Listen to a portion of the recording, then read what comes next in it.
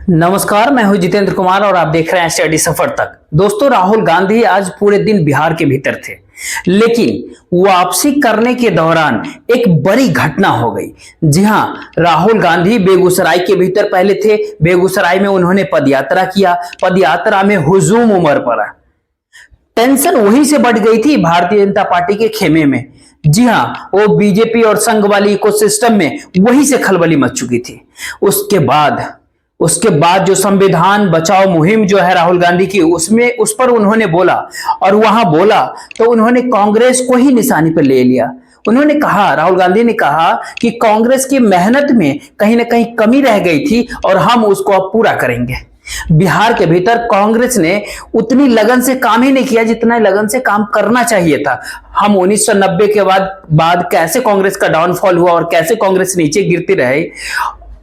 कांग्रेस नीचे गिरी और फिर से कांग्रेस को ऊपर लाने के लिए हमने समाज के उस समीकरण को समझ लिया है जो सच में समाज को रिप्रेजेंट करता है, जो 80 20 90 10 85 15 इस सब बात को हमने समझ लिया। और खुल करके राहुल गांधी ने कहा कि पहले कांग्रेस संगठन में 2/3 पदों पर सवर्णों का कब्जा था, 1/3 में दलित, अल्पसंख्यक, पिछड़े, अति पिछड़े, महादलित सब 1/3 में थे। अब उसको पलट दिया है हमने। अब 2/3 जो है, ये जो है दलित, शोषित, वंचित, पीड़ित, ये 2/3 में है। और पूरे के पूरे टीम ही बदल दिया। नई मतलब पूरी की पूरी जिला अध्यक्ष वगैरह वगैरह सबको हटा करके नई लोगों को जोड़ दिया है। लेकिन घटना इससे आगे की कि राहुल गांधी जो बिहार कांग्रेस का जो मुख्यालय है सदाकत आश्रम में राहुल गांधी का कार्यक्रम था। सबसे महत्वपूर्ण कार्यक्रम यही था बिहार चुनाव के मद्देनजर। यहां पर जो राहुल गांधी की नई टीम जो थी, वो नई टीम के साथ राहुल गांधी की बैठक हुई, उनके साथ प्लानिंग करनी थी। और राहुल गांधी ने उससे पहले संविधान बचाओ मुहिम वाले भाषण में कहा भी था कि जो मैंने और मल्लिकार्जुन खड़गे साहब ने जो इंस्ट्रक्शन दिया है वो नई टीम में नजर आ रहा है। नई टीम उसी हिसाब से बनी है। उनके साथ मैं बैठने वाला हूं, बैठ करके बातचीत करूंगा। प्लानिंग करते हैं, बैठते हैं, बातचीत करते हैं, प्लानिंग करते हैं। राहुल गांधी के निकलने से कुछ समय पहले ही वहां पर एक नौजवान आता है। उसके हाथ में एक तख्ती होती है, पोस्टर पेम्पलेट होता है। वो वक्त वोट का समर्थन करिए राहुल गांधी जी। वक्त विल मतलब ये जो बीजेपी के जो समर्थन में राहुल गांधी को खड़ा होने के लिए नौजवान का कहना था। ये सदाकत आश्रम में राहुल जहां पर मीटिंग करते हैं उसके दरवाजे तक करीब करीब ये लड़का पहुंच जाता है। फिर कांग्रेस के कुछ कार्यकर्ताओं ने देख लिया।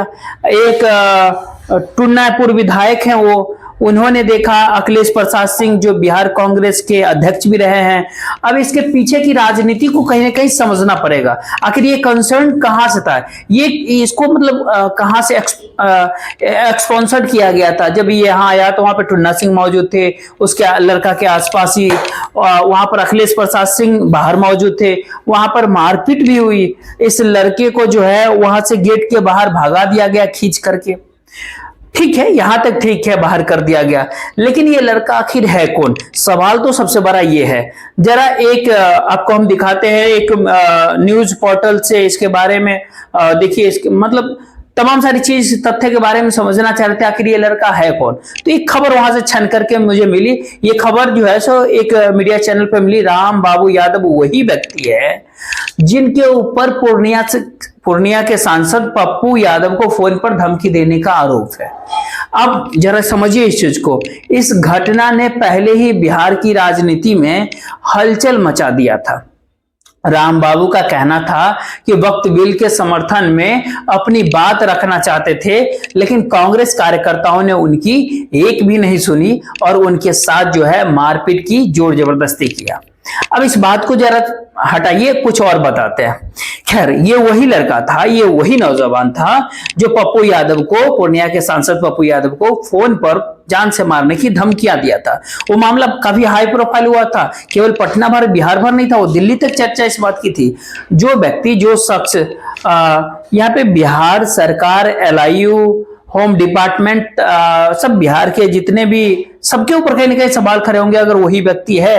अगर जो न्यूज 18 का रिपोर्ट जो बता रही है उस हिसाब से ये व्यक्ति पप्पू यादव को धमकी देने के मामले में चिन्हित किया गया था। इस व्यक्ति के ऊपर भाई राहुल गांधी विपक्ष के नेता, इस भारत देश में जो सबसे ज्यादा जिनकी सुरक्षा संवेदनशील है उन लोगों में से एक है। इस परिवार में ऐसा तो भारत में किसी परिवार के साथ ऐसा तो नहीं हुआ जिसके दादी की हत्या हुई हो, जिसका पिता का हत्या हुआ हो।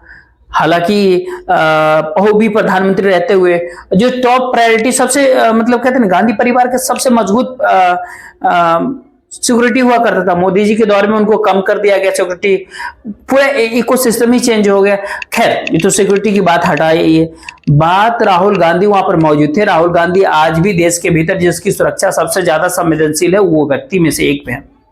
वहां पर एक ऐसा व्यक्ति जो आज से कुछ ही दिनों महीने कह सकते हैं, कुछ महीने पहले कह सकते हैं कि कुछ महीने पहले जो एक सांसद को, वर्तमान सांसद को, पूर्णिया के सांसद पप्पू यादव को धमकी देने में जिस व्यक्ति का नाम आया, वो व्यक्ति ऐसे सदाकत आश्रम कैसे पहुंचा, एलआईयू क्या कर रही थी, होम डिपार्टमेंट बिहार का कहां था, पुलिस, नीतीश कुमार की पुलिस जो है इस पे कितनी जवाबदेही होगी उसकी, और क्यों अब तक जो है बिहार के डीजीपी इस पे चुप है, खामोश है। ये कहीं ना कहीं प्रतिक्रिया आनी चाहिए था। खैर ये हम आप पे छोड़ते हैं कि इसके ऊपर क्या आप कहते हैं, आप अपनी राय शेयर कर सकते हैं। हो सकता है कि, लेकिन एलआईयू को तो पता होना चाहिए था कि ये संदिग्ध व्यक्ति है जो अभी हाल ही में मामला आया था। कोई कैसे कुछ महीने पहले इस बात को मान लिया था कि बेऊर जेल से छूटा हुआ हो या फिर किसी जेल से छूटा हुआ कोई अपराधी हो, वो कैसे पहुंच जाएगा राहुल गांधी के पास। तो यह व्यक्ति भी कहीं ना कहीं संदिग्ध हुआ ना, जिसने फोन के ऊपर हत्या जैसे धमकी दिया था, हत्या कर देने की धमकी दी। फोन पर कौन कौन से मतलब अलग अलग तरह के, अगर ये वही व्यक्ति है तो यहाँ पर बिहार सरकार भी संदेह के घेरे में कहीं ना कहीं खड़ी होती है। बकौल राहुल गांधी, देश के गृह मंत्री अमित शाह, इसके ऊपर क्या उनका जवाबदेही होगा।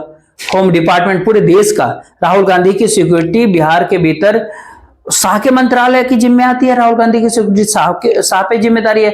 नीतीश कुमार को तो बिहार के लिए जवाबदेही ठहराया जाएगा। लेकिन ये बहुत बड़ा जो है सवाल यहाँ पर कहीं ना कहीं खड़ा होगा।